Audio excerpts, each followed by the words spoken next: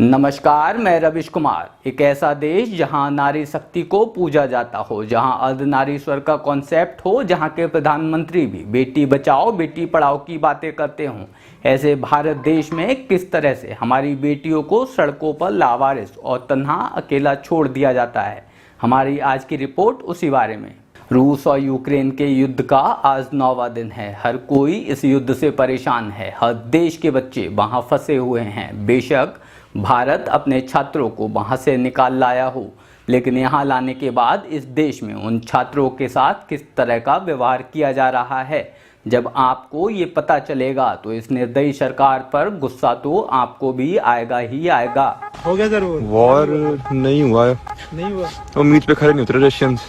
आपको अब मन था देखने का थ्रिल बहुत ज्यादा। बट आप एक बात बताइए, जो कंट्री ऑलरेडी सेफ थी रोमेनिया, वहाँ से आप हमें फ्लाइट से यहाँ लेकर आए, आप इसको इवैक्यूएशन कैसे बोल रहे हो? सब बकवास है, कुछ नहीं है। मीडिया कह रही है, मैं तो अपनी टीआरपी बढ़ाऊंगा आज ही। प्लीज आप लोग इसको फ्री फ्लाइट्स और इवैक्यूएशन बोलना बंद करिए। तो वॉर की कोई टेंशन नहीं है। मतलब जैसा कि आपने देखा कि कुछ दिन पहले यूक्रेन में युद्ध की कोई बात नहीं थी, छात्रों को वहां पर कोई भी परेशानी नहीं थी, लेकिन हिंदुस्तान की गोदी मीडिया ने और व्हाट्सएप यूनिवर्सिटी ने फेक न्यूज चलाकर वहां दंगे करा दिए।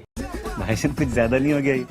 मतलब कुछ भी। वहां के छात्रों को युद्ध की जरा भी चिंता नहीं थी और कई छात्र तो रोमानिया में एकदम सुरक्षित थे, लेकिन अपनी छवि चमकाने के लिए भारत सरकार उनको जबरदस्ती हिंदुस्तान ले आई। मोदी सरकार के इस बेरहम और तानाशाही रवैये की आज मैं करूंगा छानबीन। बने रहिए मेरे साथ और देखते रहिए क्राइम टाइम विद रविशुद्दीन। हैं।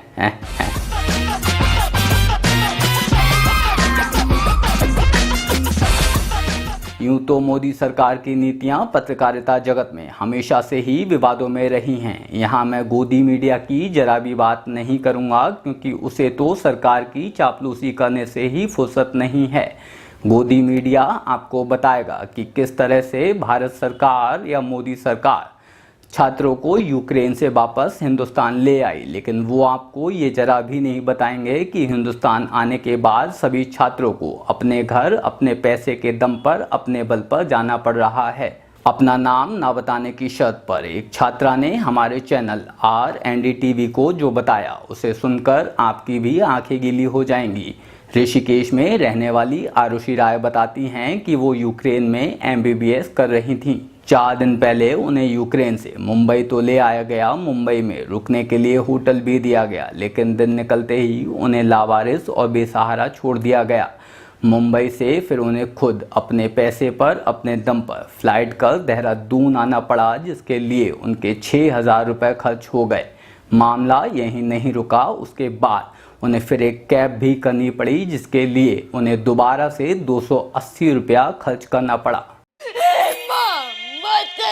आप खुद सोचिए, वो 280 रुपये आरुषि के कितने काम आ सकते थे। बेरोजगारों के इस देश में जाने कितने लोगों के पूरे दिन की कमाई भी इतनी ही होती है, और अगर हम पिछला हवाई खर्च भी जोड़ दें तो ये राशि 6,280 रुपया बनती है, जो कि सरकार की एक लापरवाही की वजह से मासूम आरुषि को चुकाने पड़े।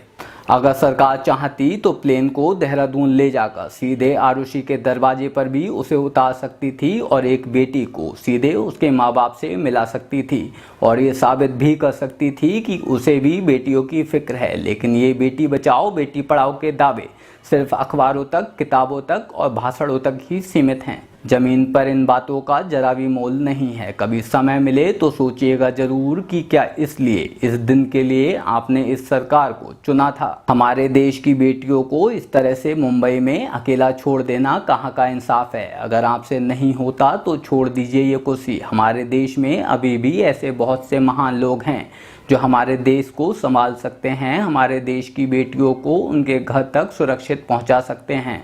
आरुषि को आज इंसाफ चाहिए, और वो इंसाफ या तो आप दिला सकते हैं या फिर मैं दिला सकता हूं। प्लीज आप लोग इसको फ्री फ्लाइट्स और इवैक्यूएशन बोलना बंद करिए। ट्विटर पर अपनी आवाज उठाइए और आरुषि को न्याय दिलाने के लिए उसके पक्ष में एक ट्वीट कीजिए। Justice for Arushi.